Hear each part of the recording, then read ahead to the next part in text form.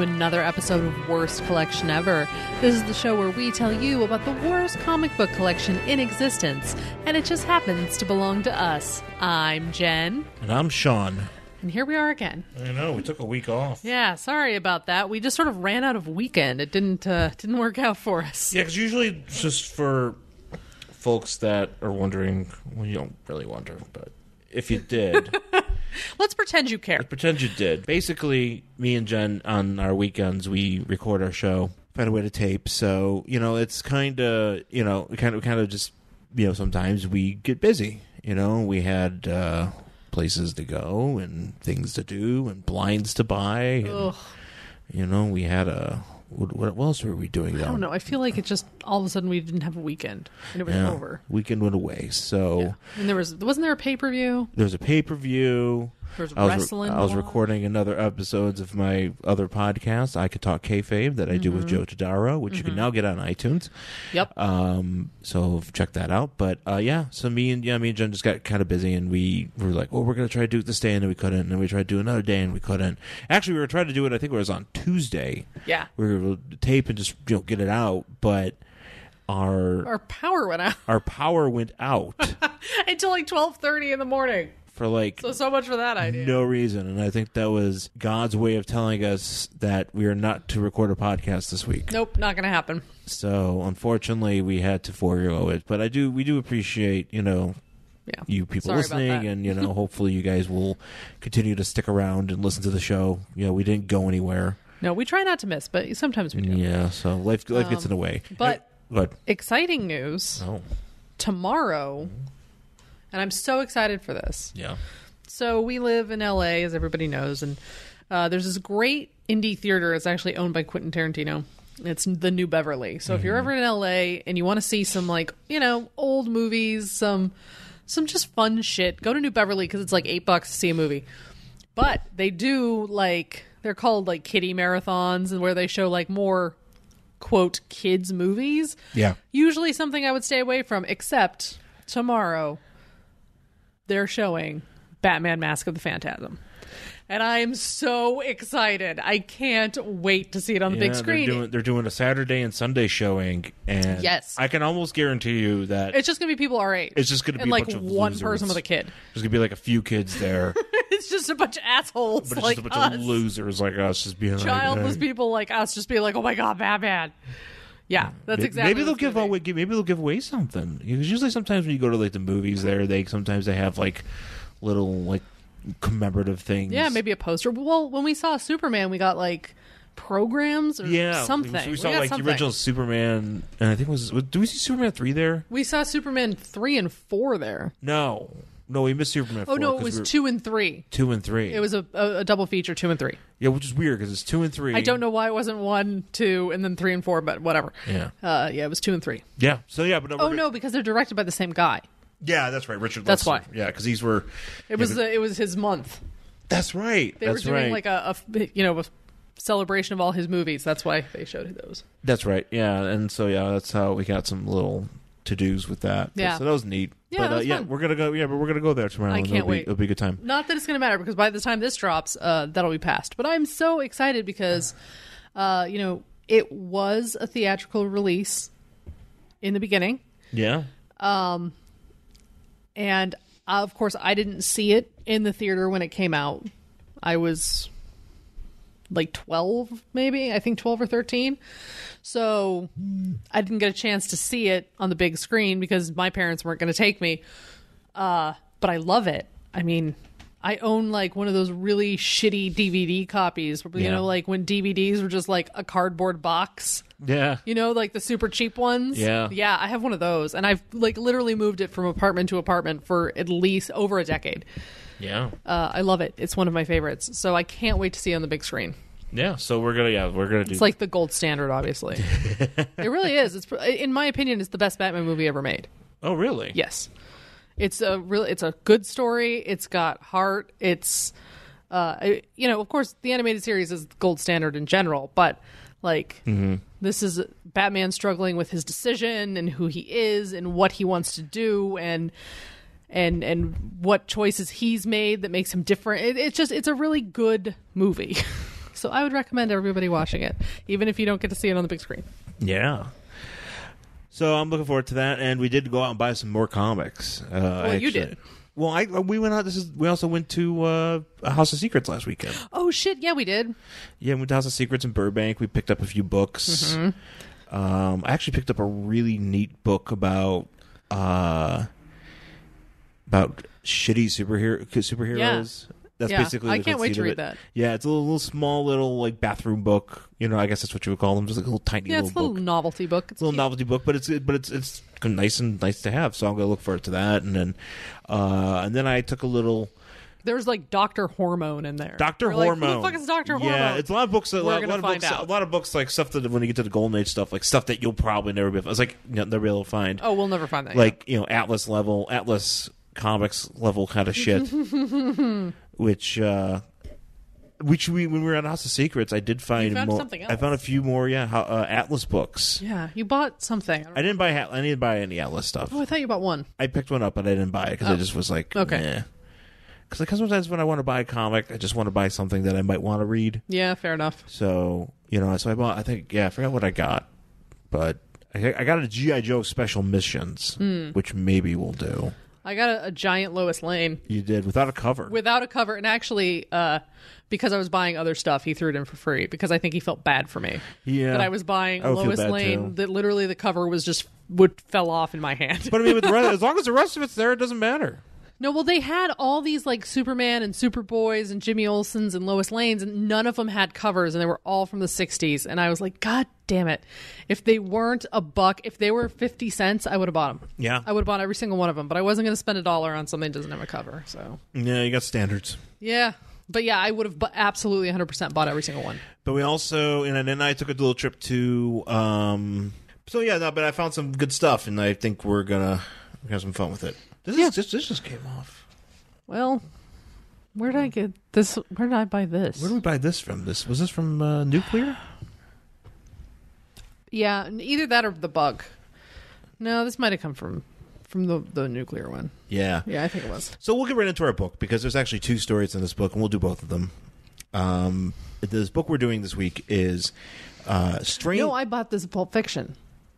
Oh, okay. Yep, I remember now. Okay, yeah. This is an oldie. Strange Adventures, number 198 from March 1967. Well, we have to explain what's on the cover. Well, we have to say what it is. Okay.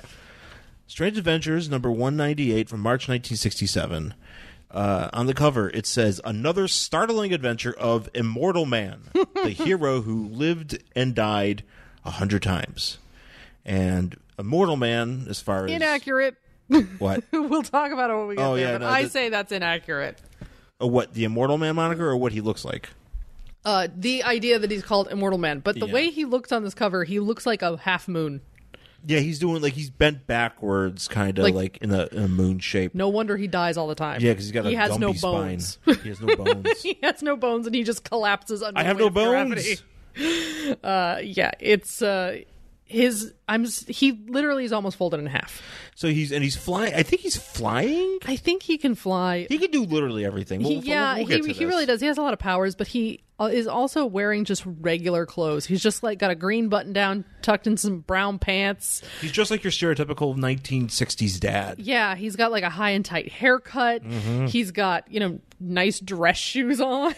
The only thing that sets him apart from your typical dad is the fact that he's flying. he's flying and he is thinking, how can I stop these fire apes from hitting those oil tanks without losing my life? Yes, And he is being attacked by flying by fire apes. said fire apes, or basically Literally the reason I bought this. they look like okay, here's what they look like. I guess They they're kind apes. of look like an ape. You know what they look like? They look like when the Simpsons draw apes. Yes, that's exactly what They look like that, but Yep. they're on fire. Yeah, So yeah, or like when they draw like Homer as a caveman. yeah. Yeah. So plus a 2-in-1 sci-fi thriller, Danger: The Earth is Doomed. Oh no, not the Earth. Yeah, and that's what we start with. So. Yeah, I find it weird sometimes when you start with the story that is not the image on the cover. Mm-hmm. So this was a surprise when I opened it. Yeah. So, danger, the Earth is doomed. Oh. But you have to also say that danger is drawn in a way, like it's in big letters, and it's drawn with like wavy lines It's above shaking. it, so it looks like it's shaking. Oh, man. Danger! And so we're kind of starting off with a scene that's like it's from the beginning. It's from a later in the book. Yeah. So basically, you have this giant man in a green leotard. Really looking like a 1950s wrestler. I mean, well, it looks like an 80s jobber that's on the gas. Could also be that too. I mean, But he's wearing the high underwear. But he also looks like David Lynch. Yes, he does. And he is he's known as Silicon Man, and you got these two scientist people, And he's like really hot.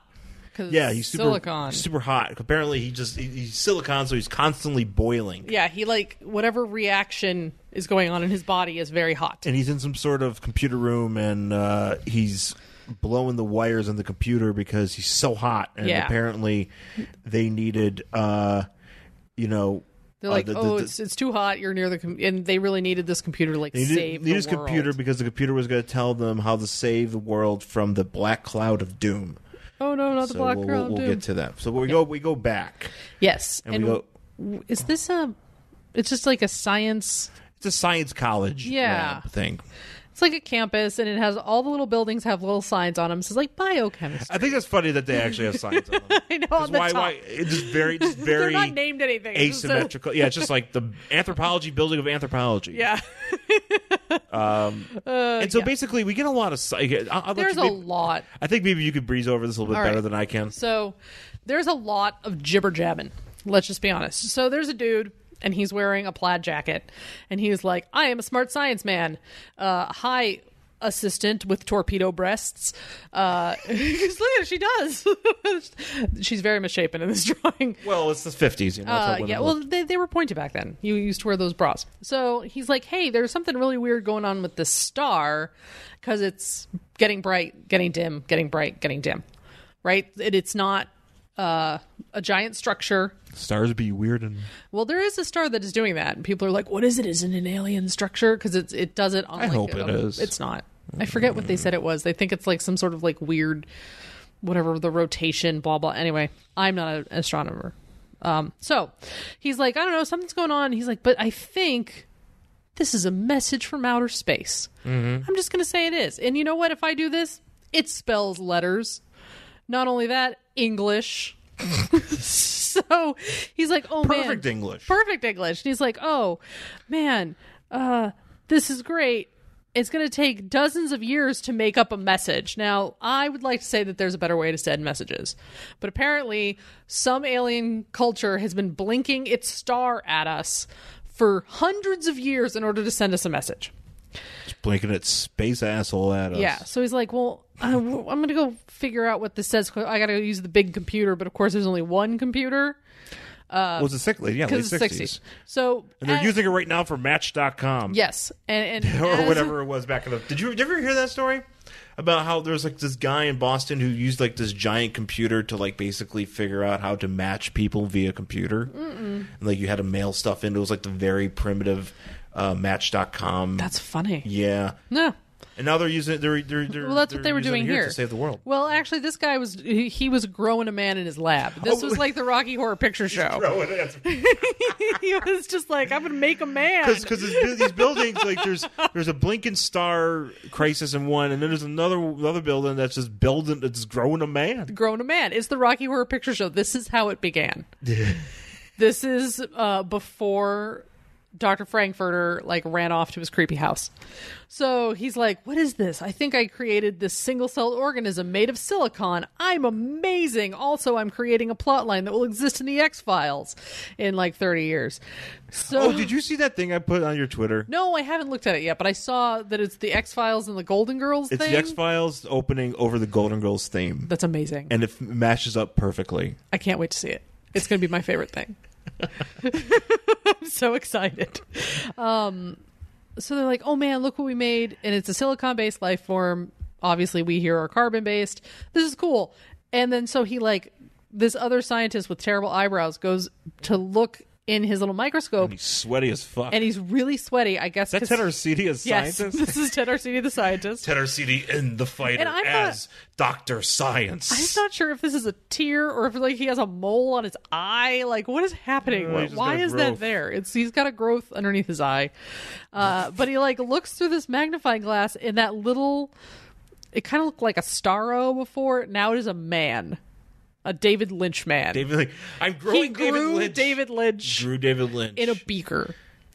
And so he's like, "Oh no, it's growing so Get him to Raccoon. so quickly. He's going to outgrow this beaker." All right? So that's what's going on with this guy. And so now we're back with Pointy Boobs and Plaid Man. And they're like, "Oh man, we've decoded some of this message, but it's only half of the message." Yeah. And it's like, "Attention, Earthlings, there's something happening. There's like a cloud coming for you." It says basically, it says there's a cloud coming and dot. Yeah, and they're like, You know, "Okay, it just we stops. have to go through the rest of the filing to find, the star chart for this star, and then we'll put it through the computer."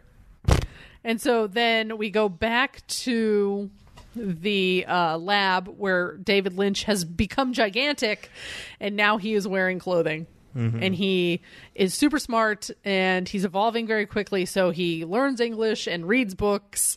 He learns it immediately. Immediately, He just goes, instantly. I know things. Bart." Yeah.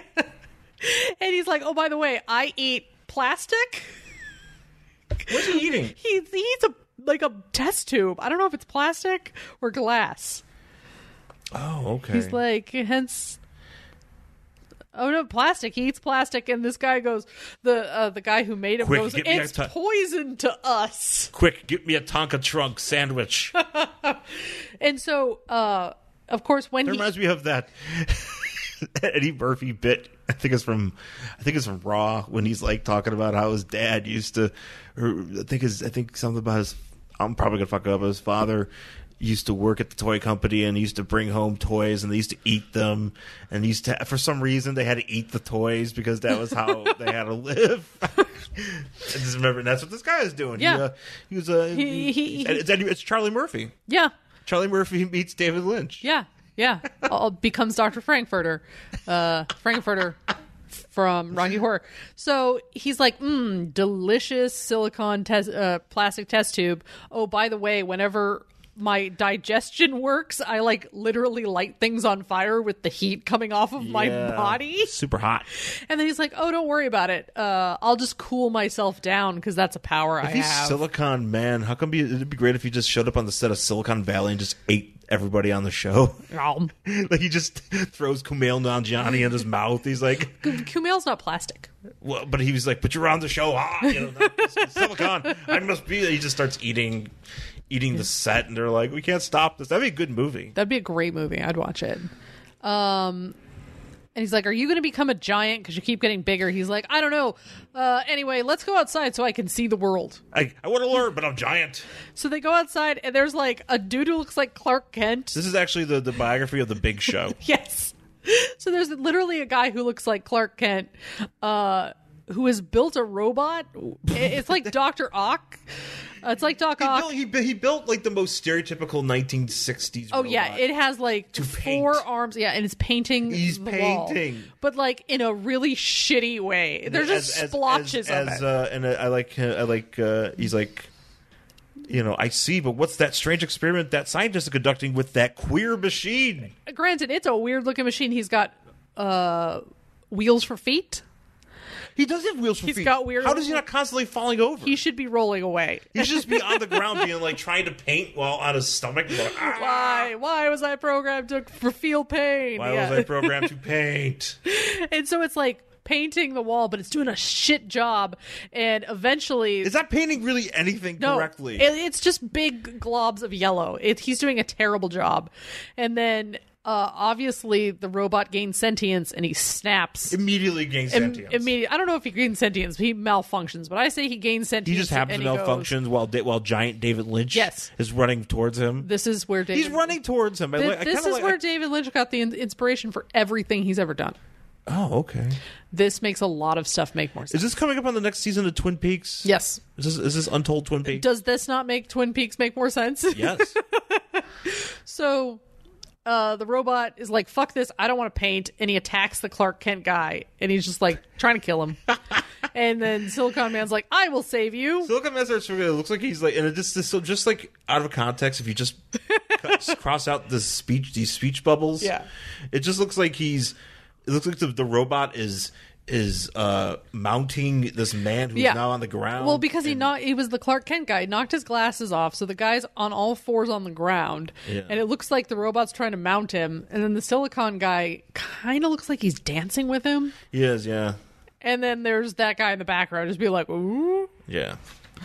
So he sets everything on fire. Yeah, so Silicon Man literally sets everything on fire, and then is that sand? Yeah, he finds some sand. And he literally just dumps it on everybody. He's like, now you're all out, but I just dumped sand on you. And so basically, he's like, look, I'm constantly hot, and I just got bigger because and I'm getting now, I'm also I'm about 10 feet tall right and now. I'm now in the Great Khali. Yeah. So, giant David Lynch. So I need to figure something. I need to stop this because I'm just gonna become giant and burn everything. And then the doctor that created him was like, "We're gonna figure this out." Yeah, don't worry, we'll figure it out. I'll go use our super fancy computer and let it think about this problem. But you go back to my lab while I refine my formula with the help of computers. Yes. So, of course, Plaid Guy is like, oh my god, I still don't have the full message. Now we're back to these idiots. Yeah, we're back to the idiots with the stupid message from space. And he's like, he went back to like 1890 or something. Or no, 1920. And he's like, oh my god, I don't have the information. Get me more records, which apparently is just so easy to find. Have we been keeping this stuff? Yeah. Have we been keeping this stuff? Apparently we've been keeping this stuff it. very well categorized. I don't believe it. Like, what if they've been blinking a message at us before we figured out that they even existed? Like, the star itself existed. Like, what good is that? But apparently we've always known this star was there. What do you think they were saying before they started telling us about this storm? They were just like, hey, man, what's going on? You up? Yeah. Hey, Earth, you up? New star, who dis? New star, who was blinking memes at us? Yeah, pretty much. It was like, what would you do if I was there? Ha ha. That's basically what it was. Hey, my mom's not home. Bae, come over. Yeah, what you wearing? What you wearing? Hashtag OOTD. I think it was maybe just flashing dick pics at us. Alien dicks? Yeah. It was like have we been receiving alien dicks up to this point? And We it's like, have been- oh, by the way, there's a big storm coming. And it's Yeah. like, what if they would have figured this out beforehand? And he was like, whoa, it's got all these weird alien genitals. It's So like, many now there's a alien storm. dick You know what? pics. Now maybe they would have had more time. They wouldn't have had to count on Silicon Man. I know. Maybe we don't realize that the Earth is one hot planet, and all the other planets want to have sex with her. So we're getting so many alien dick pics right now. Lots of green and blue. So many flashes. Yeah.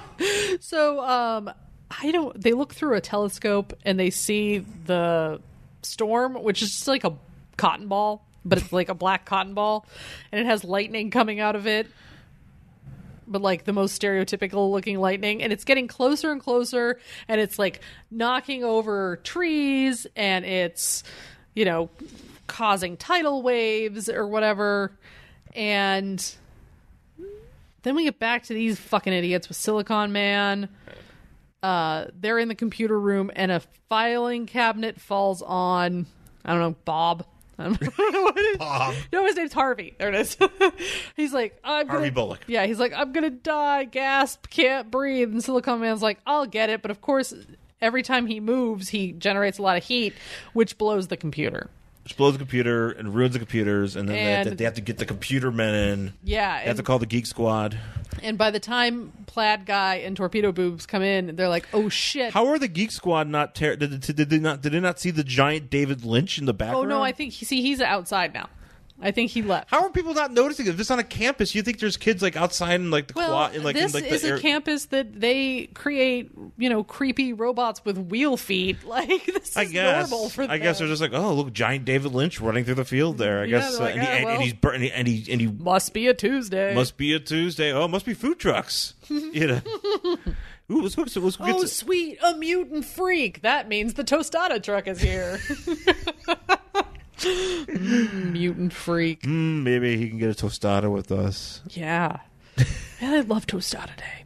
So they go in and they're like, oh my God, the computer will never figure out the rest of the message. Now we don't know how to stop the storm.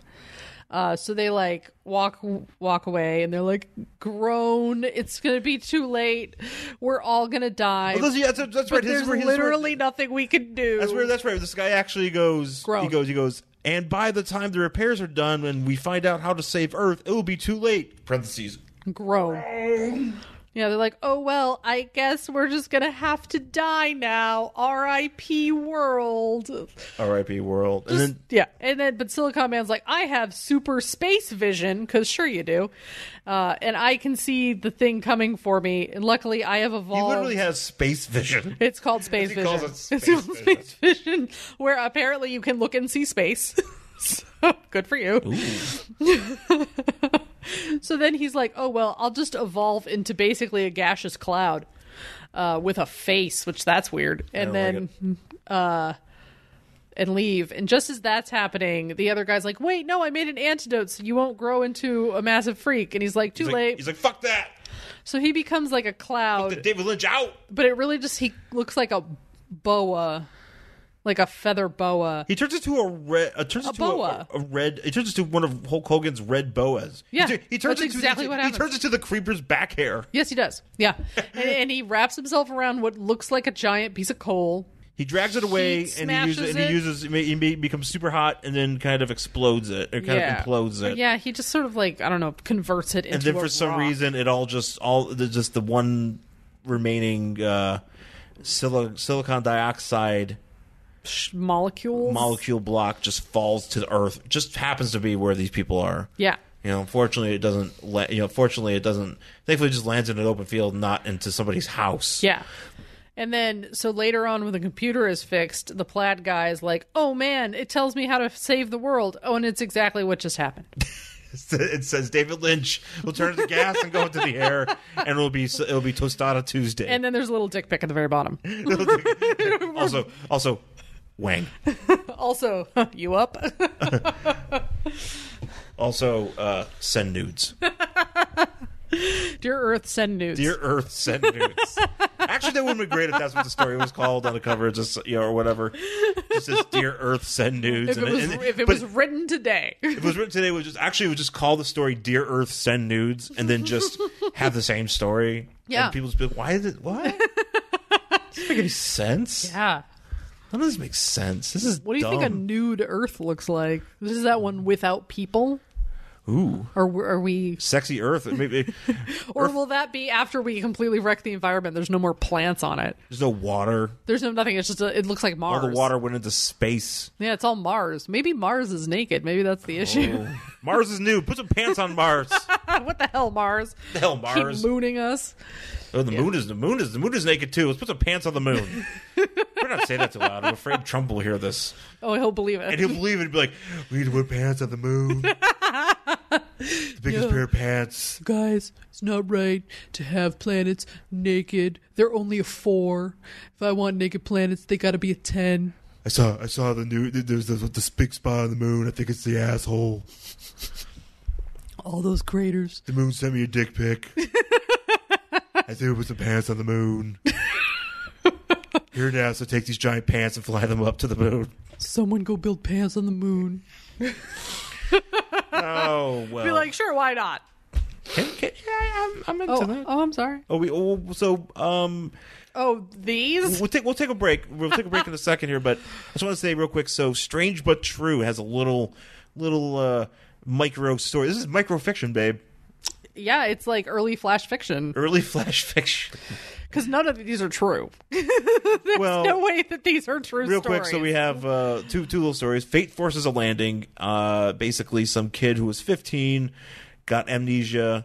And just walked away. He walked away because the parents. I like this is kind of sad because the parents were like, "I thought you were watching him. I thought you were watching him. Oh no, our son left." Right. So they're very sad. Obviously, these are just prose. It's not. Yeah, it's just prose. It's just two little stories, and they're like like you would print in a magazine, and it's just like, oh, we're looking high and low for this kid. We can't find him. Nobody can find him. And then the father takes a train to. or no, he takes a plane to like some town because he's going on a business trip, and there's a terrible storm. There's a forced landing in a field, a farmer's field, and everybody in the plane runs into the barn to take shelter. And in that barn is their kid, who apparently has been feral this entire time and just like he was squatting wandering and he sought barn. shelter in the barn, and he apparently that's how Jason Voorhees lives. Yeah, he's not your son anymore. He's Jason Voorhees. Okay, he's just, you know, I'm picturing just like a feral child. You shine light at him, he's like, you know, like that, like. Yeah, he's like a wolf boy. Wolf boy. This They should have called it Wolf Boy. And then the minute he sees his father, he's like, "Oh, I am no longer a wolf boy. Hello, father. I would like shoes. Please give me a razor. I must shave my leg. One leg. One leg. He's got a peg leg on the other one. Super hairy one leg wolf boy. What if it's only like one leg? That's what I meant. Yeah. No, but what if the one leg is hairy and everything else is not? Yeah, I know. That's one hairy that's leg. What I'm saying. Yeah, he's like completely bald everywhere else. Oh. That's a weird. He's got alpaca or alopecia or whatever that is. Just everywhere else but on one leg. He has all that. Yeah, he has like the no hair disease, but he has one leg just really hairy. That's happened. But then no, his leg has werewolf syndrome, which is an actual thing. Like you get that on one body part? No, you usually have it all over your body. It has a specific name, but it's lycanthropy. No, it's not. You're an actual werewolf. You're just very hairy. Oh. You know, there's circus performers. Yeah. It has a name, but they call it werewolf syndrome. Werewolf. So maybe it's just he has alopecia everywhere else except for one leg, which has a werewolf syndrome. Oh. Okay. Yeah, I don't know how that works, but I know science. This was the part of the story they didn't tell you. Yeah, the other one's about. They didn't tell you about his weird diseases. Yeah, the other one was about a story about a doctor. Oh yeah, who was a widower and he lived in a cottage. This was just every ghost story you've ever heard. And it was a middle of the night, and some girl came and said, "Hey." Well, no, it was snowing. So it was really, really cold, and he was like this old rural doctor. Where it's cold and it's snowing, and luckily he doesn't have to go out and help anybody because damn, it's cold. So he is in bed 4:00 in the morning. He's like, ugh, and it won't stop. So he gets up, obviously, and there's a girl, and she's like barely dressed, and she's like, hurry, you have to come real quick. And he's like, what? And she's like, no, hurry. So he grabs his bag and he chases her out into the storm. And she won't slow down, and he keeps running. He's like, slow down, I'm like 90. And then he gets far away from his house, and he seems to have lost the girl. Mm-hmm. And he's like, wait, where did she go? And he's like, turns around to look at her, and then he sees his house destroyed by a meteor. The end. How this didn't, and he was like, and she came to save me, because nobody's ever heard of her before. So how this didn't end up in like scary stories to tell in the dark, I'll never know. Whatevs. All right, let's take a break, and we'll come back, and we'll do the second part of this book. Sawate. My name is Stella, and I am the host of Batgirl to Oracle, the Barbara Gordon podcast. Batgirl to Oracle is a podcast dedicated to Barbara Gordon, the first woman to hold the mantle of Batgirl for an extended period of time, roughly 1967 to 1988. The goal of Batgirl to Oracle is to examine the character's history from her first appearance as Batgirl and continuing through her tenure as Oracle. Each episode looks at a vintage issue of Detective Comics or Batman, as well as other books like Justice League and Freedom Fighters, and modern issues of Batgirl and Birds of Prey. I also keep track of news involving Batgirl and other members of the Bat family, and I have a revolving series of segments like Babs in the Tube, which highlights appearances of Babs in TV and film, Shipper Spotlight, which looks at a variety of comic and pop culture couples, gives their history, and determines whether they are hot or not, Reading with Stella, which could be described as an audio drama, or just me reading a book that relates to Babs or doesn't, and of course, the mainstay literature recommendation. I have been blessed to interview writers Scott Beatty and Chuck Dixon on their Batgirl Year 1 work, Brian Q. Miller on his Batgirl run, Dwayne Swarzynski and Christy Marks on their separate Birds of Prey work, and the creators and actors of the Batgirl Spoiled, the web series. I hope to interview more creators and actors in the future. My goal, most importantly, is to make a fun, entertaining, and thoughtful show that people enjoy and from which they learn. Find the show online at thebatmanuniverse.net and iTunes, and follow the show on Facebook and Twitter at Batgirl to Oracle. Thank you, and fly on, Babs lovers. All right, we're back here on Worst Collection Ever with our second part of Strange Adventures. Oh, man. Number 198 from March 1967. It's an old comic that's falling apart. Yes, it is. And we are doing the cover story. Yes. Which is the second story in the book, which is weird. Mm-hmm. The Apes with Bizarre Powers. Starring Resurrection Man. Immortal Man. Sorry, what the Resurrection Man? Immortal Man. That would be a better name for him.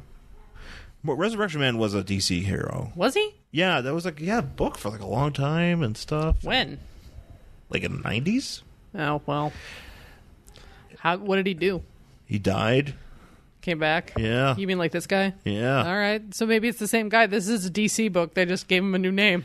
DC's known for dudes be dying and coming back. Yup. I feel like Marvel didn't do that nearly as much. Yeah. Also, I could be talking on my ass. Sure. Or at least like that's their deal. Like not just, oh my God, character X died, now they're back. Yeah. DC, like this guy's deal literally is he dies a lot That's his and gimmick. he comes back. That's his gimmick. He's always dying and coming back. Yeah. So 100 lives, 100 deaths, 100 names, 100 careers. Oh, there's got to be more than just that. Well, apparently he's just had 100.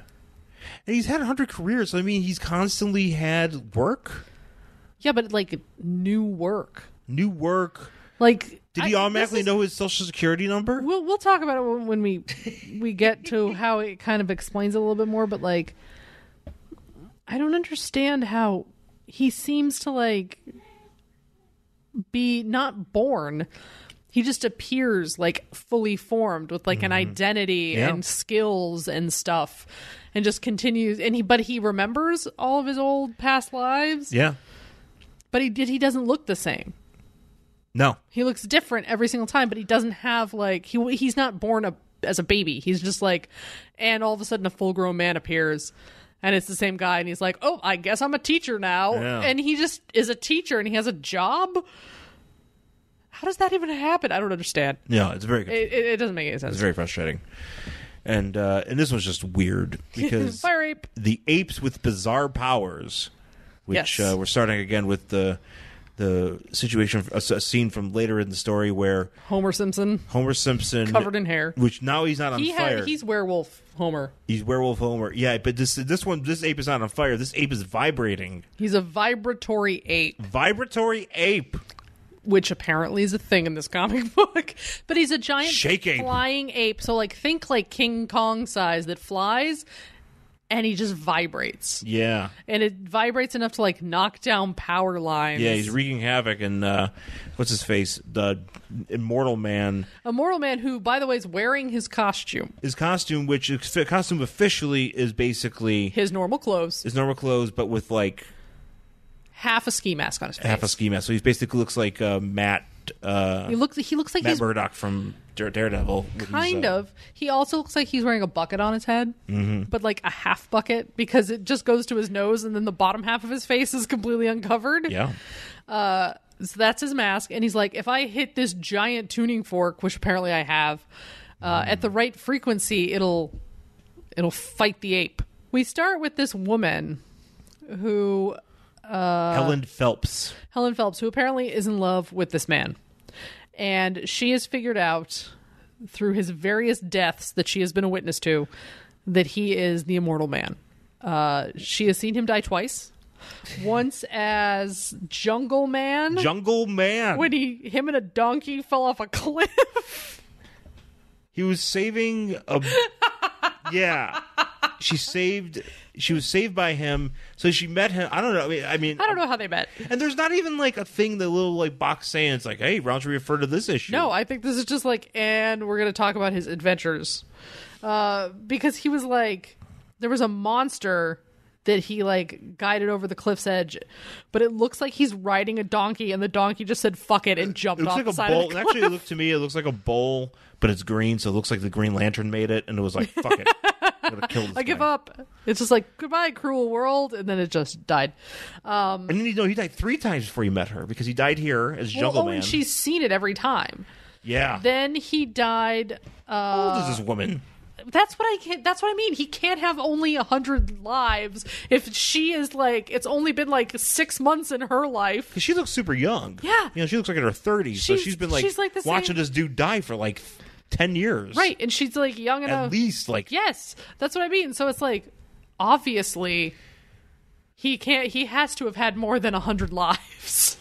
Because then his name is Mark King, and then he's also Kirk Jason. So as Mark King, he maneuvered a deadly missile into space and it exploded.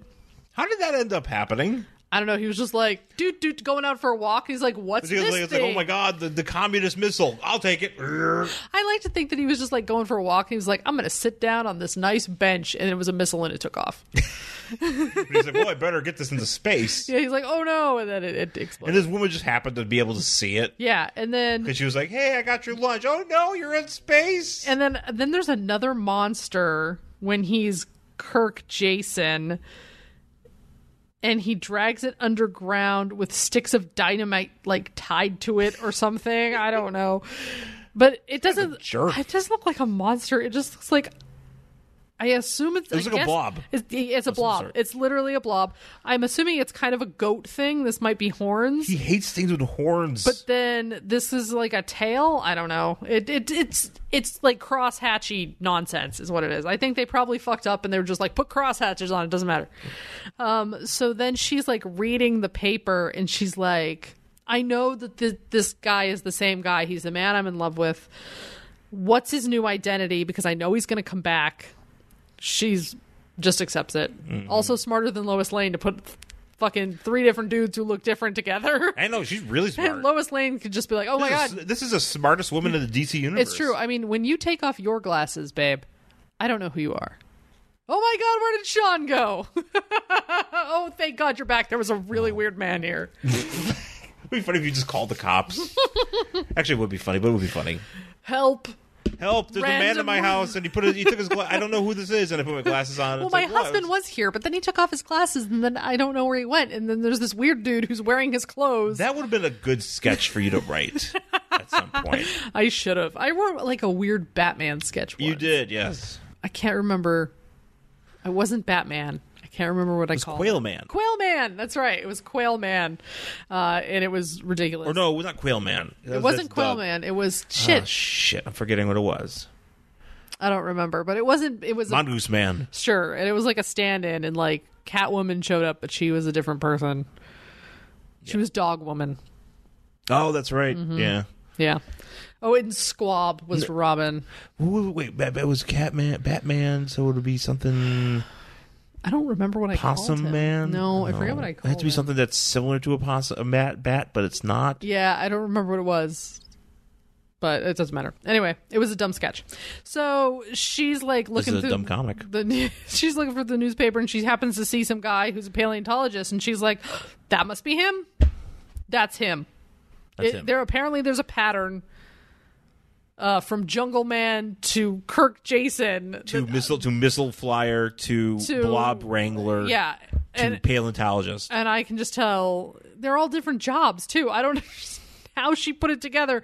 They don't even look the same, but whatever. She's like, oh, this follows a pattern. I'm like, all right, lady, you're crazy. She's probably got a lot of tinfoil hats. So she gets into her car and she drives out past the city limits because there's the sign. Mm-hmm. And she's like, I'm going to go find him and I'm going to tell him that I know his secret and then he's going to love me. So that's her plan. And we get some like... What is he holding? Like, so we cut to him and here he is and his name is what now? Dipshit McGee. It's like Anton something. Anton Chigurh. Yes, that's it.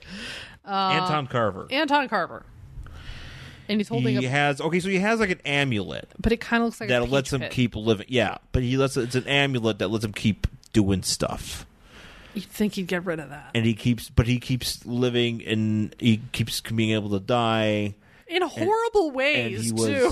And he was Hotep at one point. He's like exploding and like falling off cliffs. And he's just like, I'll keep this thing around. He was also known at one point as Sir Longlance the Knight. Oh, yeah. That's right. I forgot about that. Was he? That definitely sounds like he was a gay porn star at one point. Yeah. If there is not a gay porn, a about knights where one of the guys is named Sir Longlance, I am disappointed in the entire porn industry because that's a give me, right? Yeah. So he was. Oh, is this the part where he says I was Marco Polo? So, but he learns because he wasn't hanging out with Marco Polo. Because like he was in all these past lives he was always all somebody these different important. things, somebody important. But then he became these regular people, and he became really smart. That's why he was really good. As Mark King, he was a scholar of treasure lore. Kirk Jason edited ancient history books, and now as Anton Carver, he's a dinosaur expert. Right. Because in his former lives, he was Marco Polo. He was Marco Polo, and he saw the dinosaurs in an isolated in the fucking. He was in the fucking savage land, like the Valley of the Lost or whatever.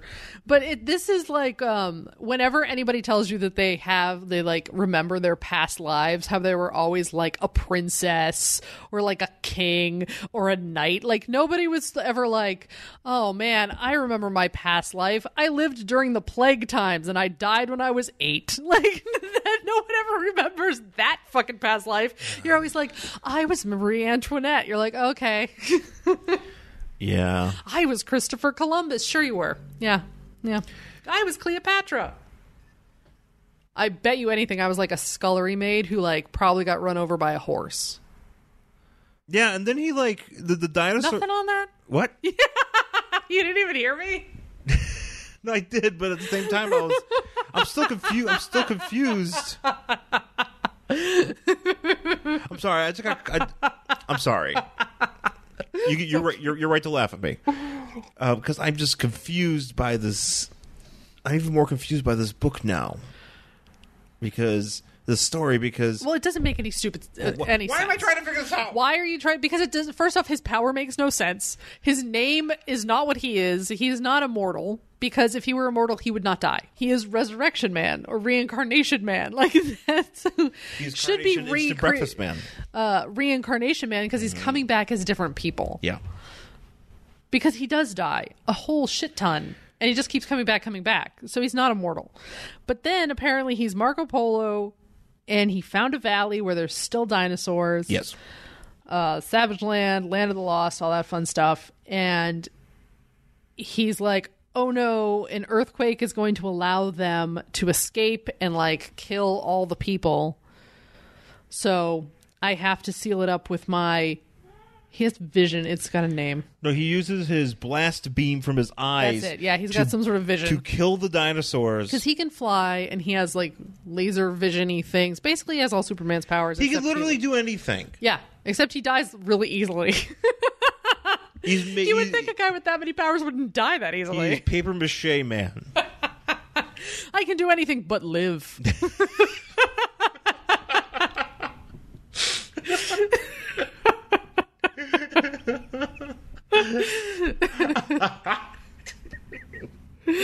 That's very funny. Oh, thanks. So he's like, oh no, there's a pterodactyl. It has wings. It's going to escape. Not if I jump on it and like put it underneath a rock that also kills me. Right. So he's at this the museum because dinosaur expert in his current life. Yeah, he's I was going to say real life, but they're all his real life. Dinosaur. And he's like, hey, that skeleton of a pterodactyl is the same pterodactyl that I killed. I'm like, no, it is not. No, it's not. No, it's not. No, it's not. No, it's not. Not to mention, it would also be in the wrong place in the historical record if anybody found it, and that would be like a huge fucking question. And conveniently, it falls on top of people. And he's like, I'll save you. And so he puts on his little half hood, and he like half moons his body because he doesn't hear. Yeah, he's doing that a lot. He's even doing it in here. Yeah, he like, it's like his... That's his thing. It's like having an action figure. It is like pushing his legs back as far as possible. It's like taking one of those bendy toys, like he was like, oh, I got this bendy guy, and just bending him in half and be like, or you used to be able to do this with Barbie. Like you just push her and she would just sort of like like look like this. Yeah. Yeah, it's that. It's like, okay, you just push her legs all the way back. So he here's this, okay, he also has like a super speed because he grabs the pterodactyl and he ties it back up. No, what he does what he does is he has vision for literally everything. He used elevation vision, which basically it's telekinesis with his eyes. I have no eyes. I have no eyes because I'm pushing them out of my head. That's really gross. I know. That'd be Superman. Superman probably would do that. He has like Jean Grey powers, but it comes from his eyes. He literally can do everything from his eyes. Ew. The eyes have it. He can. I'm just picturing because not only that he goes elevation vision to push these things back up. Oh, and then he has heat rays and too. He has heat rays to weld it back together. That's right. And he has all the powers that emanate from his eyeballs. Don't you think like that doesn't make any sense though? Like whatever. And he's like, this is the same pterodactyl. Haha, I saved people. What if he like? And I didn't die this time. Yeah. Win. I think this guy lives for about 3 days on average, and then he dies. And I don't understand though how because he has the lifespan of a mayfly. What I don't understand about any of this, but he has the career of a respected paleontologist. Yes, you would have to be working your entire life to get to where he is. Because that's not easy to do. And he just shows up. And he just shows up, and it's like he's in the paper, and this girl sees it, and he goes there, and they have bones like at this museum that are like, it was found by this guy, like exactly by Jordan Carver, and I'm like, but you've only been alive for like 3 days. That's what I don't understand. Not even like. He's probably only been, if he's died as many times hanging out with this woman, right? And I'm assuming it's probably been a short amount of time. Is the way that he works is not like, oh my gosh, I'm just like a guy now, like I'm just a fully formed man. Does he just kind of like Dead Man take over somebody's body, and he just wakes up and it's like Quantum Leap, except the only way out is death. But then how does that woman know that's what he looks like? Or does she just... No, he's different every time. She was just like, oh, this fits a pattern. And I'm like, this is no pattern. He was a jungle man. You know what? That makes... Actually, that's a very good... That makes more sense than him just appearing as a fully formed man out of nowhere. But it doesn't explain that. So I'm assuming it's Quantum Leap. Oh.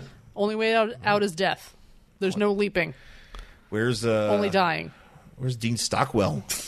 With his little gadget. So I guess, and that's a horrible thing because whoever life he just took over, that's it. R.I.P. that guy.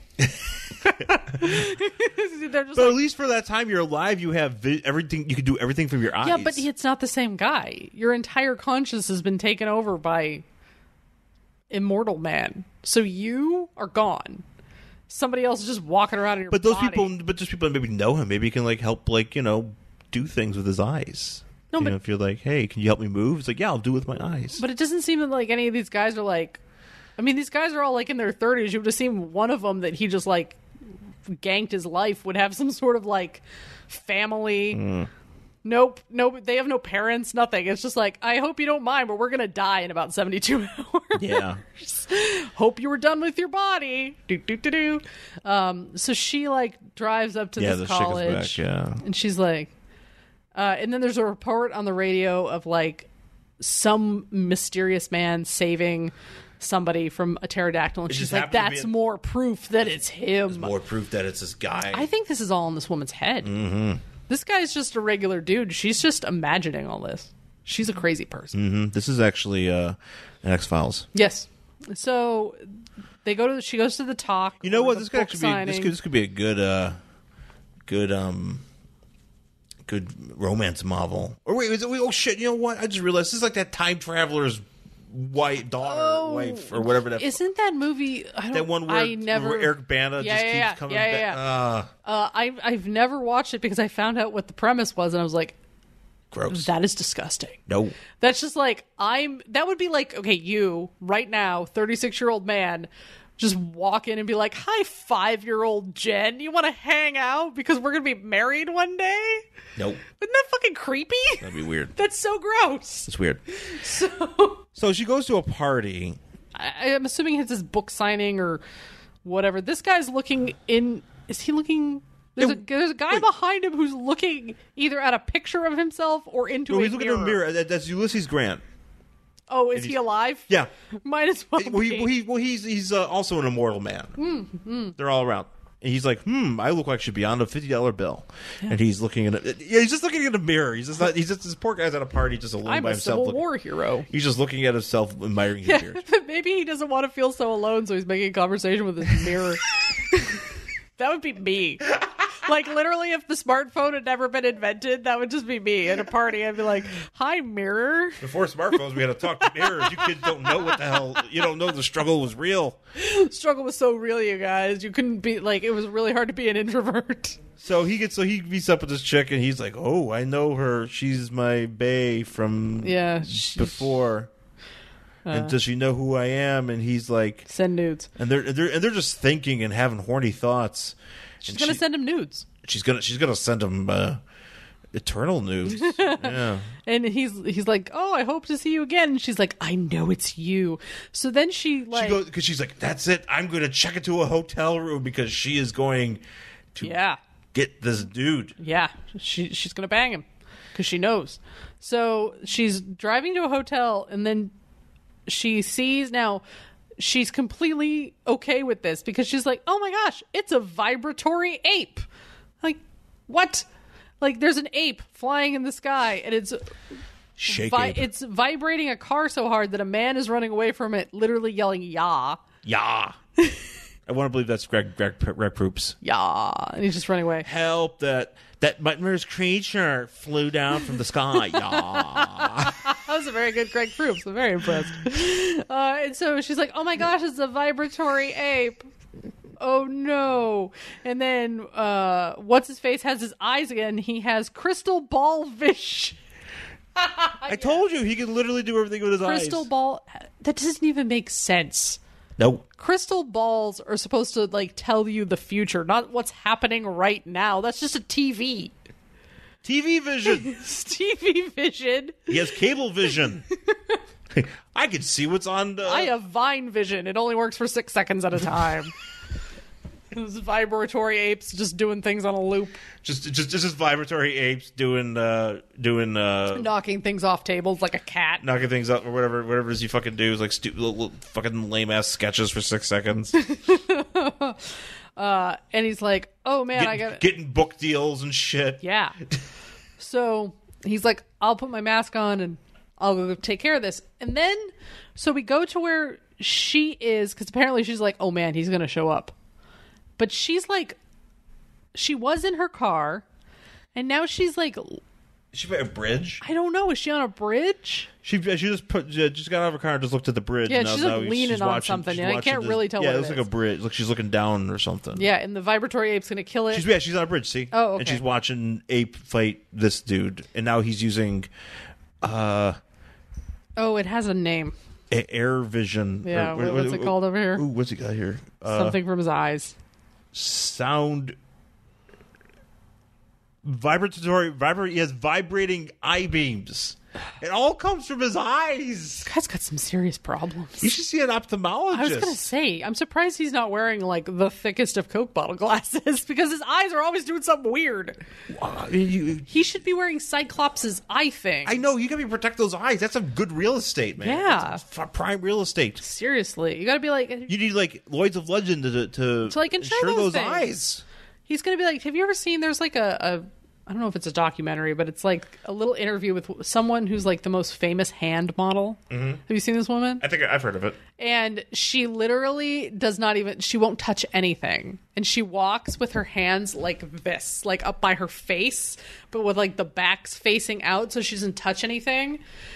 And she'll stand by a door until someone opens it because her hands are so special. Like, this is what this guy should be doing. I would have loved it if when Superman was like, I have no eyes, and it just cuts to this guy being like, that's a shame. He's like, my eyes are great. He's like, I've got like 9 eyes. I've got like the best eyes. They do all the things.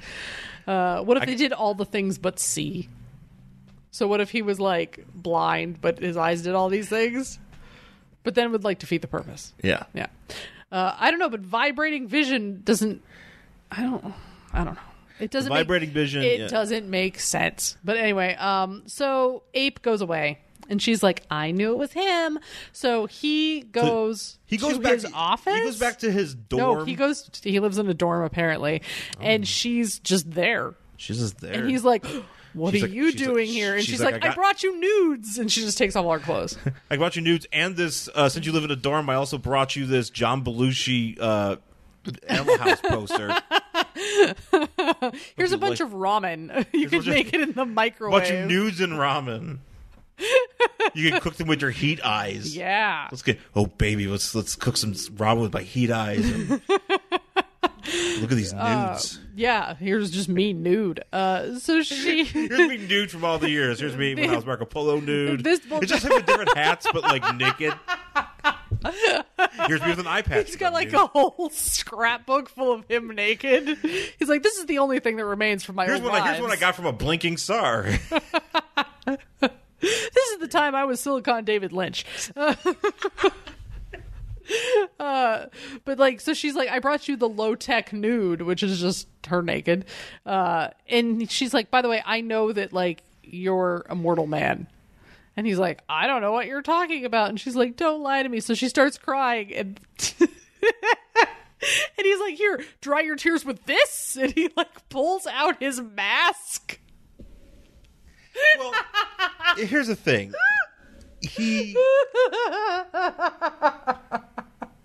It's so fucking stupid. It's dumb as fuck. He's like, it's this. And she's like, it is your mask. He's like, that is right. It's me. And they're like, oh my God. He says, I am the man who never stays dead. Life and death are there only like changing subway trains to me as I ride through eternal life. What is this, Sliding Doors now? That movie with Gwyneth Paltrow? Did you actually see that? Did I see that? I think I saw the beginning of it. Oh, okay. That's all you need to see, probably. Yeah. There's one where she catches her husband cheating on her and one where she doesn't. I think that's about as far as I saw. Oh, maybe this is her husband. Well, apparently he's pulling out masks. He's like, here, wipe your tears with this thing I wear on my face. I don't think he means to wipe her tears. I know he doesn't, but that's what he says. What if he was like, she was like, fine. And she's like, No, yes, like, I will. And she starts dabbing her eyes. It's like, no, my great eye mask. No, I mean, he's not really offering her something to dry her tears with, but that's how he tells her. I thought you thought that. No, I just think it's fucking funny. It is funny. It's just really, really fucking funny that that's how you tell somebody that they're right. You're just like, oh, are you crying? Instead of a handkerchief, here's my mask.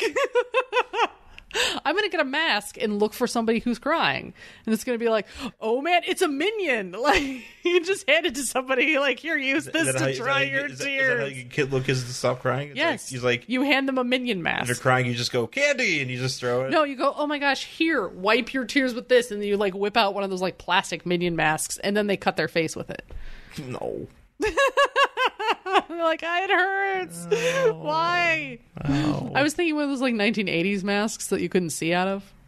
You remember those from the Halloween? Yeah. I had a strawberry shortcake. Do you still make those? No, God, no. Oh, okay. Because they're flammable and dangerous. Ooh, that's right. They could have burned to my face.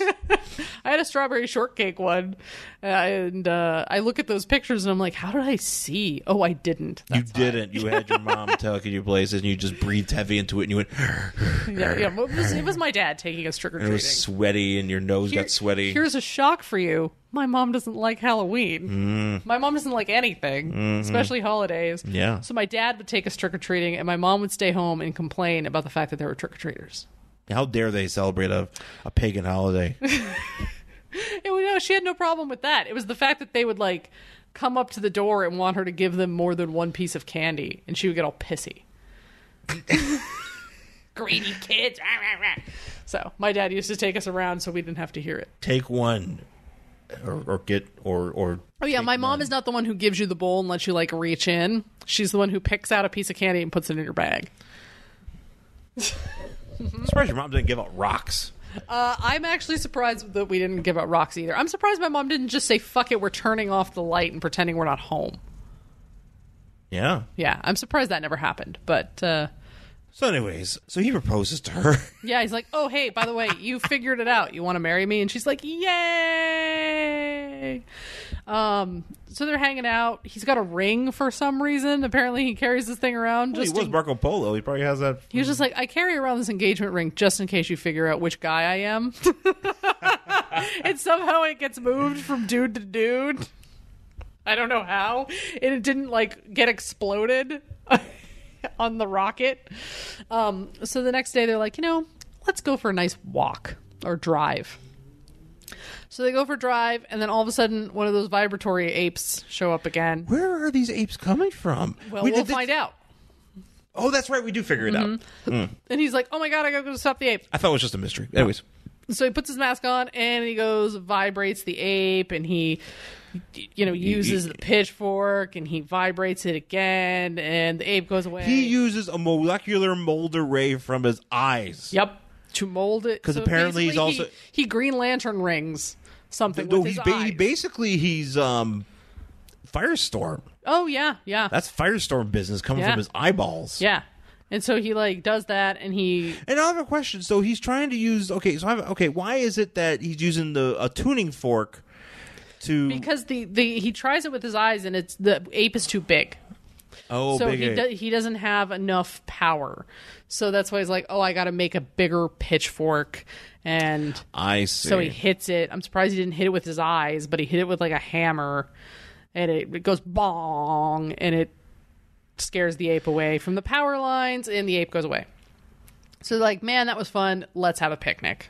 Yeah, finally they have this picnic, and I took a picture of this because it's so she's like, they're driving, and he's like, man, where are those apes coming from? And she's she's like, fuck it, I don't care. It doesn't matter. Let's eat our picnic. She does. Yeah, I made egg salad. It's gonna go bad if we don't eat it. She literally does not care that there are flying vibratory apes. Apes that vibrate flying through the sky, and she's. I mean, I understand that she's watched this guy die a million times. Sure, I mean, so maybe it's normal. She's not that fazed by it, but yeah.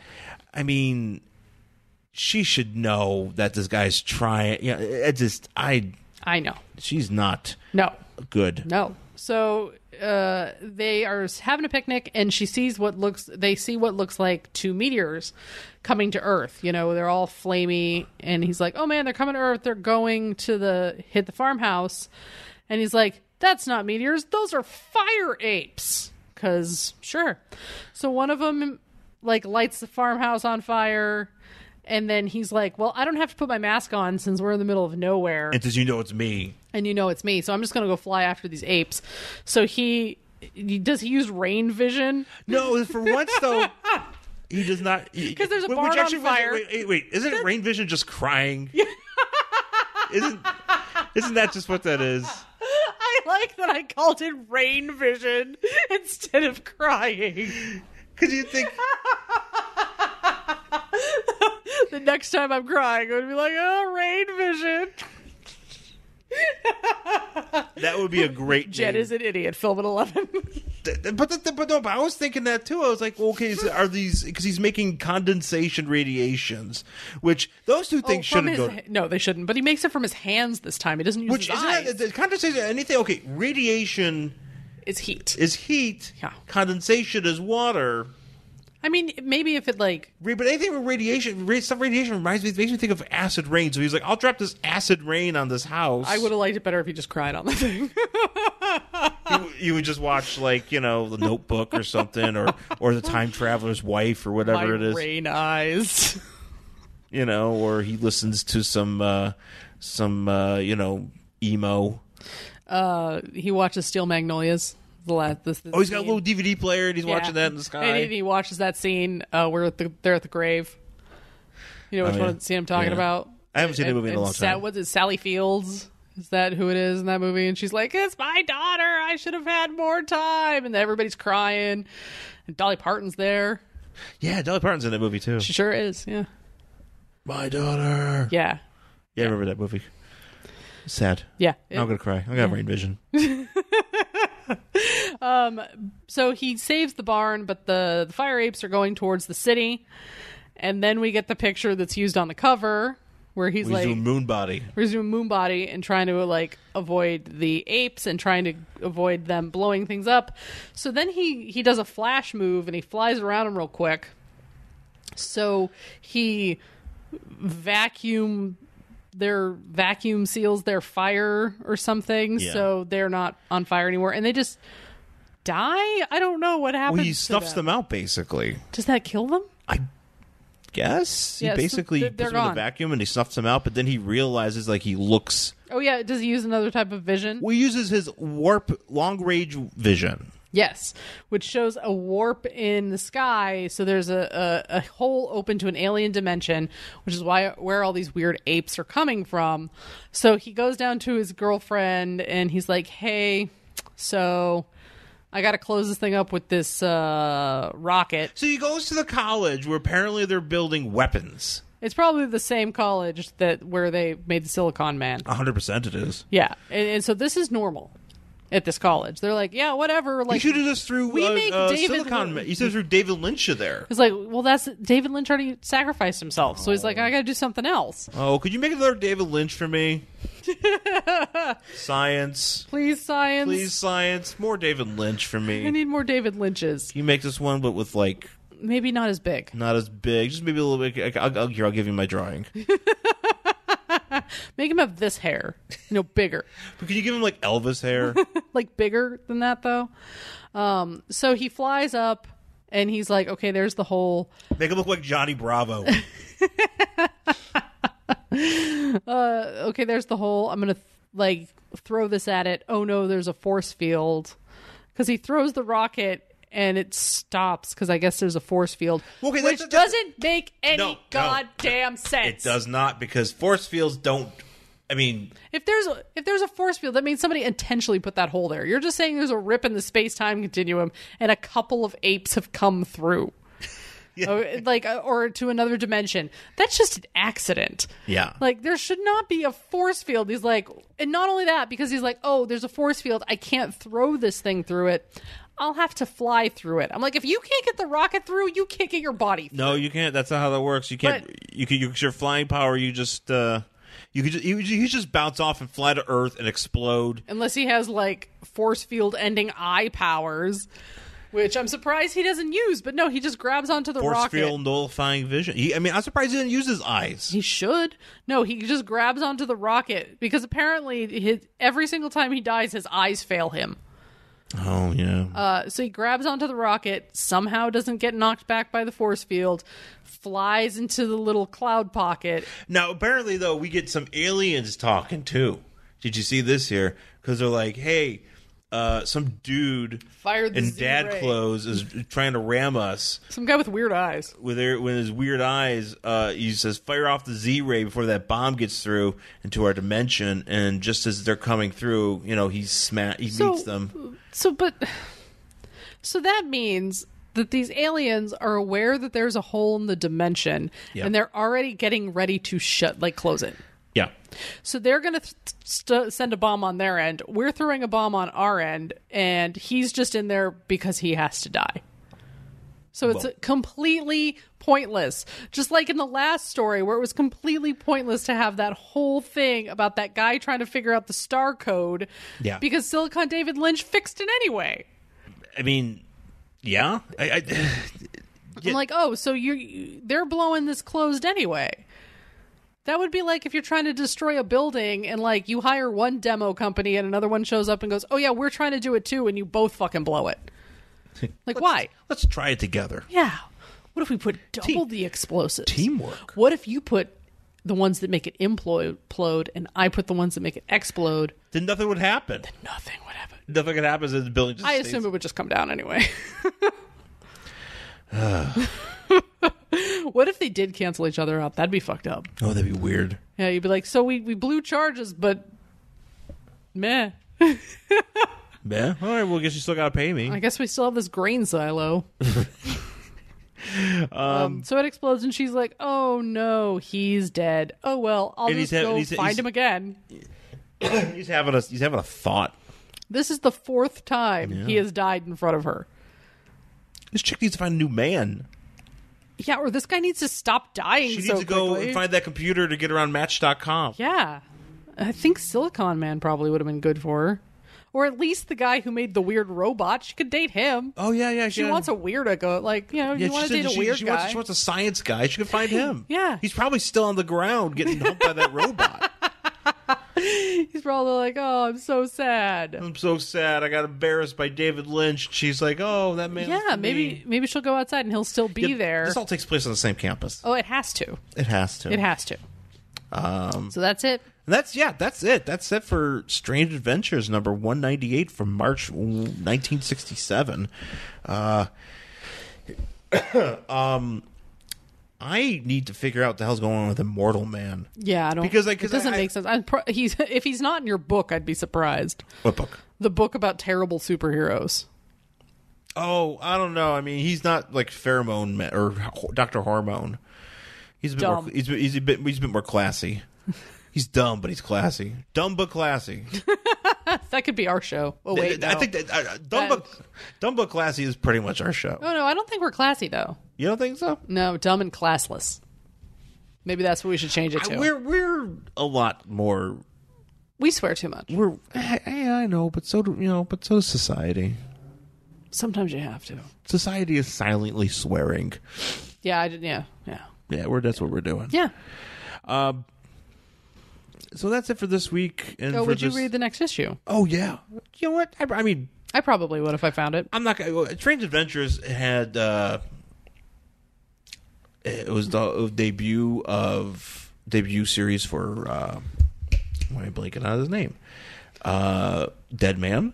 Oh yeah. Also, Animal Man. Mm-hmm. So those are definitely my guys, and I'm interested in that. Adam Strange, I believe, was a big part of Strange Adventures in the Silver Age. So I'll definitely check this. I mean, we got happen to find one of these. Oh yeah. So for 50 cents or $1 or whatever. So totally worth it. Mm-hmm. Yeah, this was $1. Yeah, this is it's totally worth it to find these things. I'm sure I could probably find the reprints and all that. And that's the thing. Like Animal Man was weird as shit too. And he was in this book, and so probably reading a book like this, you kind of were like, this is where you put these kind of guys. Yeah. Who are just weird as hell. Yeah. And I just can't get over the fact that this guy could do so much with his eyes. It's just the weirdest thing. Except in the very, very end, and then he just stops using them. You'd think he would have figured something out with his eyes to do that, but no, he's like, no, I guess I'll literally just have to die. everything he ended up doing up until like the last 2 pages of the book were eye-based. And then all of a sudden he's like, I make clouds with my hands. And also... He didn't use his rain vision. He didn't use his rain vision. Oh, that's funny. Yeah. Okay. Well, I guess that's it for this week's show. Mm-hmm. Thanks for listening. We will be back next week, and we will be able to bring you a book. I actually have something I want to do next week. Okay. It's going to be a 2-comic crossover. Oh, shit. For the 90s. Oh, shit. Okay. So I'm going to tease it here, but it's but I think we're going to do something a little bit different. Okay. Not different, but it's the same, but it's still shitty. Yeah. So you'll it's 2 heroes that have been on our show before. Okay. So I think we're going to do that. But please rate and subscribe on iTunes. Please leave us 5 stars if you think we deserve it on iTunes. It's very important. Get us some visibility. And, just tell a friend and tell people about the show and share links. And, you can find myself on Twitter at Angry Hero Sean. Hang on, start again. You can find myself on Twitter at Angry Hero Sean, SHAWN. You can also find myself on Instagram at Angry Hero Sean. That's where you can check me out. I'm always posting stuff. Mm-hmm. And I'm at Jen Stansfield on Twitter and Instagram, jenstansfield.tumblr.com and jenstansfield.wordpress.com. And I did want to mention that if you are a writer or if you know writers, I recently launched an online literary magazine called Glitterface, and you can find that at glitterfacelitmag.com. It's basically where I put some songs up there. You listen to the songs, you get inspired, and you write a short fiction piece about it, and you submit it to the email address on the site. So go check that out. Go check out the submission guidelines. Like I said, if you're a writer, write something cool, send it on in, or refer somebody else to it and have them write something. So, yeah. Yeah, definitely tell a friend about that, too. And, of course, I also have my other podcast that I just started with my buddy Joe Todaro, talking about wrestling magazines, much like we talk about comic books here. It's called I Can Talk Kayfabe. You can find that on iTunes. And, by the way, so not only we're on Twitter, but our show, Oh, yeah. Worst Collection Ever, now finally has a Facebook page. Yes. So not only can you email us at worstcollectionever.gmail.com. No, Worst Collection Ever at gmail.com. Oh, sorry. Worstcollectionever at gmail.com. You can friend us on Facebook or like our page. Anyway. Yeah, like our page. Yeah, you can find our. You just do a search for Worst Collection Ever, and you can like our page. And you can interact with us that way as well. And if you're digging the show, and share that with friends and tell people to check it out. So yeah, I'll have to find more ways to be more active on there. Yeah, because that's how things go. It's not just for posting shows. There's other things that you could probably do with it. So, sure, we'll figure that out. But yeah, thanks for listening, folks, and we will talk to you again next time. Bye.